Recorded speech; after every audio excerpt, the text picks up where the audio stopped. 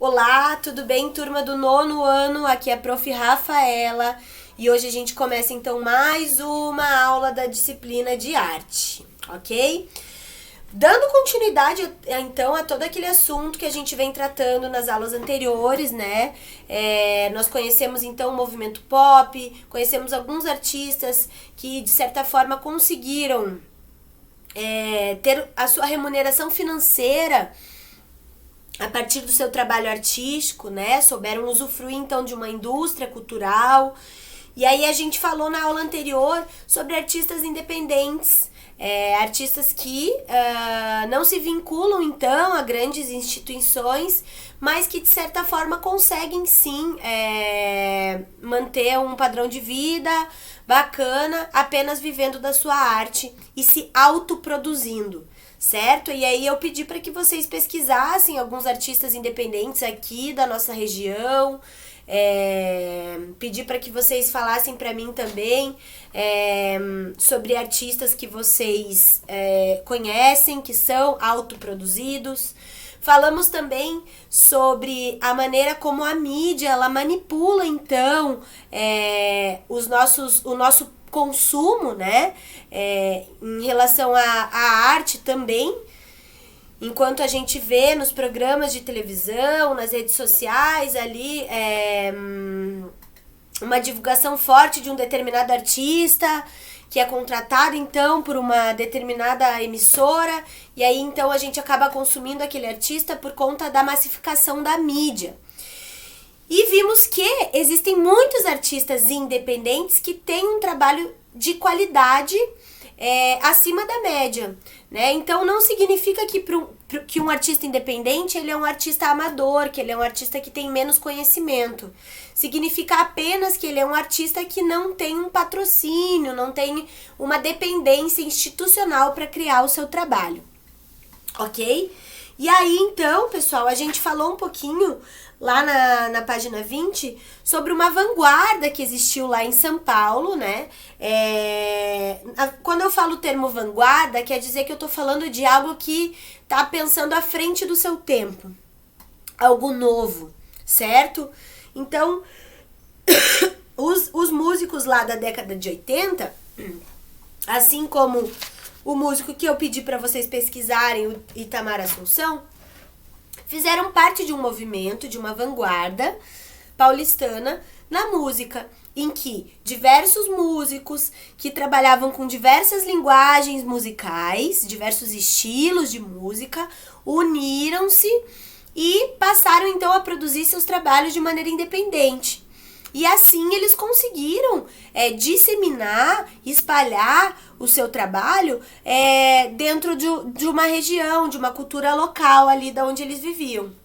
E dessa forma, então, passaram então a conseguir ter a remuneração que eles esperavam através do seu trabalho. Ok?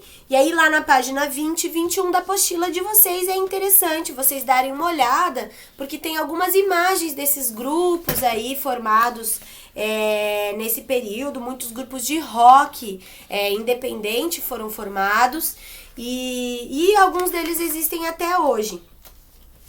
E aí lá na página 22, pessoal, a gente faz uma conexão entre essa vanguarda paulistana com a Semana de Arte Moderna de 22, que vocês já viram lá provavelmente com a professora Denise, onde artistas se reuniram lá em 1922 para fazer uma exposição artística, onde diversas linguagens da arte estavam se expressando, né? Tanto a pintura, a música, a literatura, buscando então trazer uma arte genuinamente brasileira, né? Um movimento antropofágico.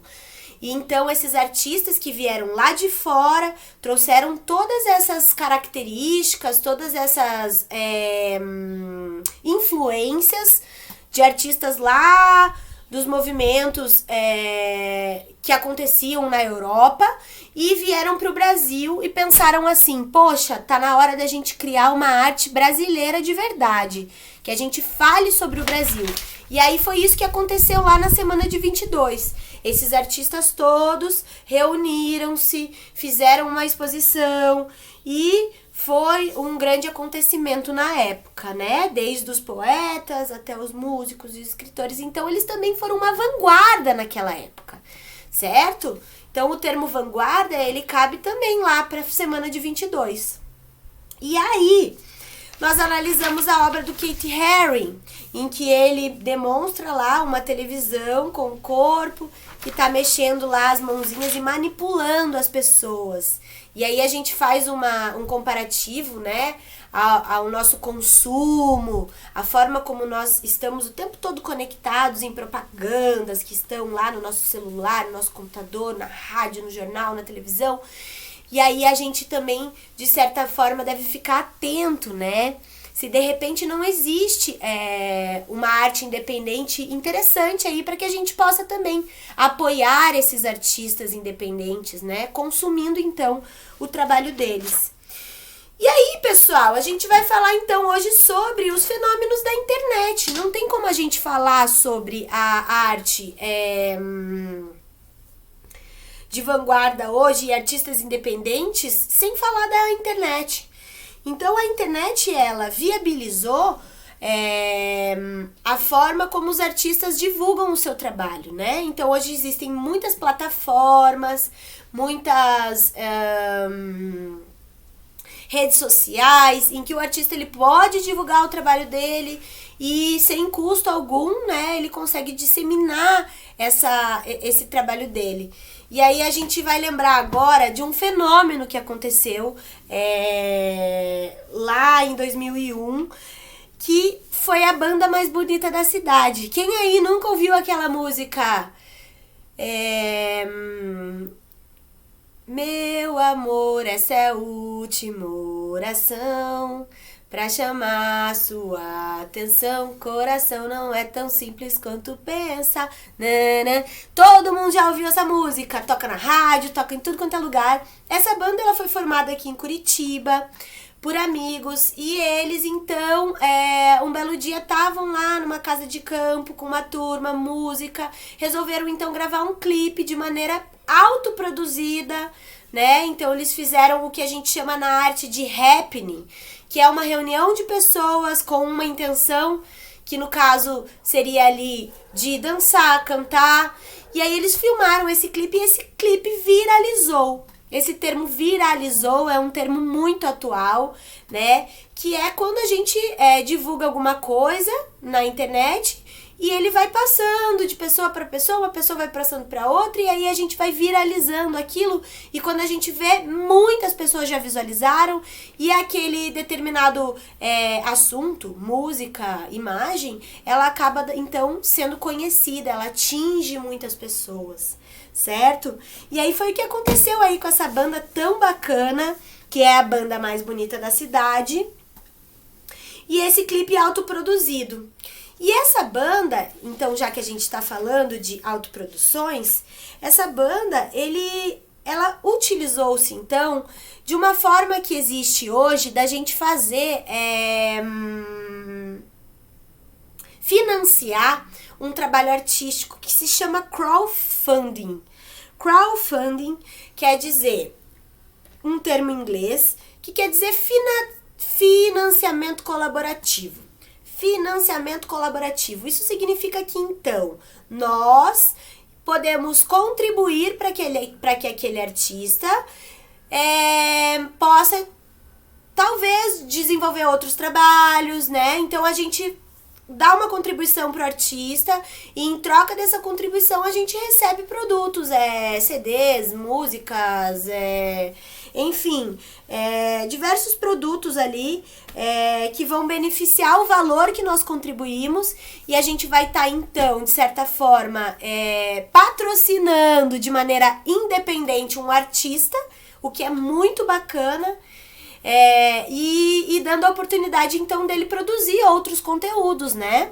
Porque a gente sabe que pra gente produzir um conteúdo interessante, mesmo sendo independente, a gente precisa ter um investimento financeiro, né? O artista, ele precisa investir. Seja lá o artista plástico que vai utilizar, então, materiais, tintas, tudo isso tem um custo.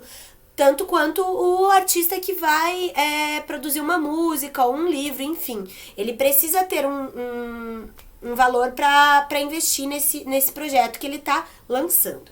E aí, então, pessoal, na aula de hoje a gente falou um pouquinho mais sobre meios de divulgação, sobre formas como os artistas podem hoje autoproduzir-se, né? Então fica aí até um desafio para vocês, se vocês têm algum talento aí que vocês gostariam de explorar, comecem a pensar em alguma forma de divulgar o trabalho de vocês, né? Hoje em dia, então, com todos esses meios, existe uma facilidade muito grande da gente fazer isso.